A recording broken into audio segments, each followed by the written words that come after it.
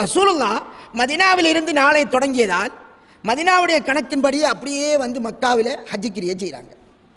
இடையில பிற எங்க தென்பட்டது? மக்காவிலும் இல்லை, மதீனாவிலும் இல்லை, நடுவிலே ஒரு பாலைவனம், அதில் ஆங்காங்க மக்கள் இருப்பார்கள்.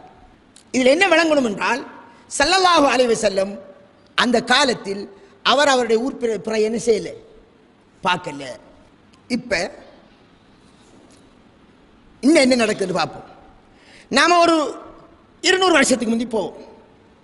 கரண்ட் இருந்ததா? ரேடியோ இருந்ததா? ஒன்றும் இல்லை. நாம் எப்படி நோன்பு பிடிச்சோம்?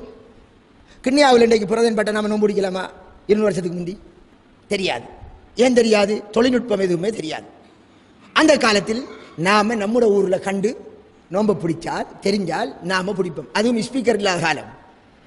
பள்ளிகளை ஒரு உயரமான இடத்துல என்ன செய்வார்கள்? அறிவிப்பார்கள். இவ்விடத்தை அறிவிக்கிறது இந்த ரோட்டாடியில் இருக்கிற மக்களுக்கு என்ன செய்ய மாட்டான், தெரிய மாட்டான். விடிஞ்சதுக்கு போகிறான் தெரியும், என்ன கொஞ்சம் பேர் நோம்பா. அதை பார்த்து மற்றவங்க என்ன செய்வாங்க? நோன்பு பிடிப்பார்கள். இப்படி ஒரு சின்ன உலகத்துக்கு இருந்தோம். இப்படி தானே நான் பிடிச்சிக்கு இருந்தோம். கொழும்புல பிரதன்பட்ட செய்தி நமக்கு இப்போ அண்ணா ஒன்று ரேடியோவில் அறிவிக்காமல் இருக்குது. மன்னாரில் புரைதன்பட்டது என்று அறிவிக்கான், ஜஃப்னாவில் புரைதன்பட்டது அறிவிக்கான். 450 கிலோமீட்டர் அங்கால அதிரிக்கு. அதே 200 வருஷத்துக்கு முந்தி கொழும்புல தென்பட்டுதா தென்படல நமக்கு தெரியுமா? தென்பட்டாலும் அந்த செய்தி வாரத்துக்கு எத்தனை நாள் பிடிக்கும்? அந்த கோவர்கள காலத்தில், கரத்த மண்டியோட காலத்தில், வண்டி மாடு வச்சுக்கிற காலத்தில் எத்தனை நாள் பிடிக்கும்?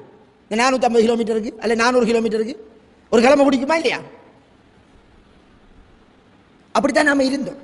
அந்த நேரம் நாங்கள் பார்த்து தானே என்ன செய்யணும், பிடிக்க வேண்டிய தேவை இருந்தது. அப்படி செஞ்சுக்கு வந்தோம். இப்படி செஞ்சுக்கு வந்த நாம ஏன் மாறினோம் என்று தான் கேள்வி.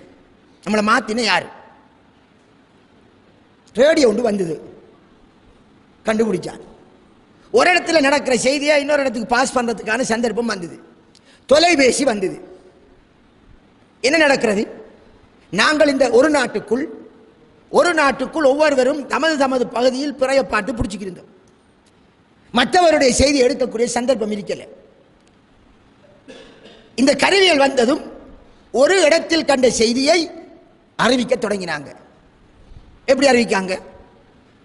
இரவு 8 மணிக்கு கொழும்பில் அறிவிப்பாங்க, இன்று இலங்கையின் எந்த பாகத்திலும் பிறை தென்படவில்லை, அதனால் நீங்கள் மாசத்தை 30 பூர்த்தி செய்யுங்கள் என்று அறிவிக்காங்க.